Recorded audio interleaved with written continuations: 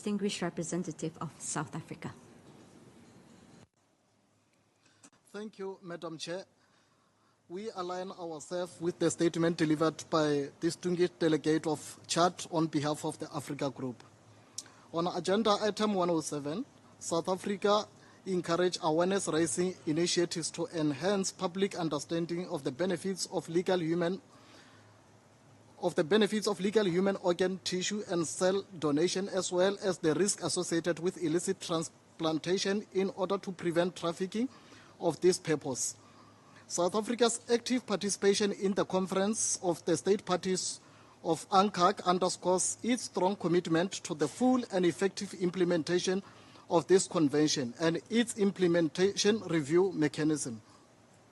The fight against corruption is a collective responsibility, and in this context, South Africa reaffirms the provision of Article 51 of the Convention, which requires state parties to extend the broadest possible measures of international cooperation in the recovery and return of assets.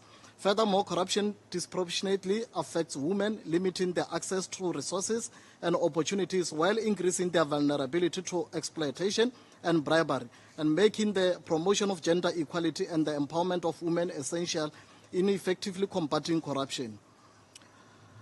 Madam Chair, South Africa takes note of the report of the ad hoc committee to elaborate a comprehensive international convention on ICT. In this regard, South Africa congratulates Ambassador Fousia Mebaraki from Algeria for her excellent stewardship of the ad hoc committee and the landmark adoption of the first UN Convention against cybercrime. Cybercrime knows no borders and it impacts every nation, making a unified international response crucial to ensure that no country remains vulnerable.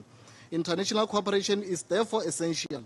We believe this convention provides a legal framework for effectively combating cybercrime through strengthened global collaboration whilst respecting human rights. It will provide law enforcement agencies with the requisite tools to prevent, investigate, and prosecute cybercrime. South Africa has consistently highlighted the significance of international cooperation within the convention, emphasizing the need for developing countries to receive adequate technical assistance, capacity building, and technology transfer to fully implement its provisions. With regard to Agenda 109, South Africa expressed deep concern over recent evidence showing global increase in drug use over the past decades, along with rising violence, discrimination, and overdose. In this regard, we extend our sincere gratitude to the UNODC for its continued support in helping states develop prevention strategies to combat drug use. 109. You may proceed. Thank you.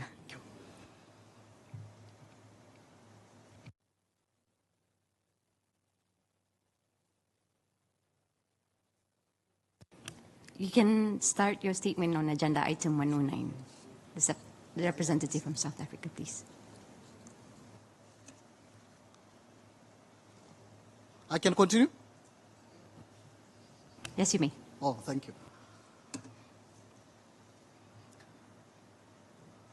you.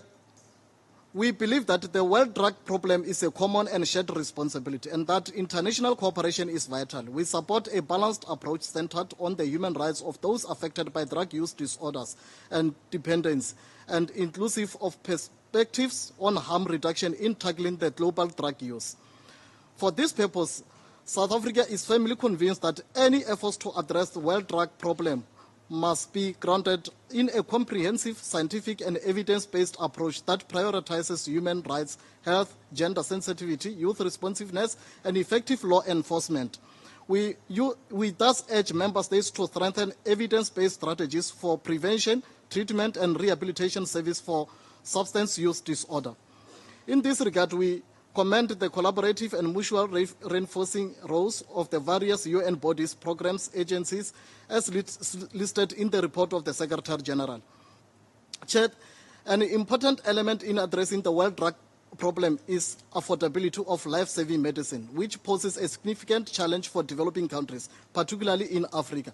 Access to and availability of international controlled substance for medical and scientific purposes, including pain relief and palliative care, remain low or non-existent in many parts of the world. This situation runs counter to established human rights standards and norms. The challenge of affordability should be elevated alongside the broader challenges of access and availability of controlled medicines. We are pleased to note that South Africa is reinforcing its efforts, adopting an approach aimed at safeguarding both public health and human rights.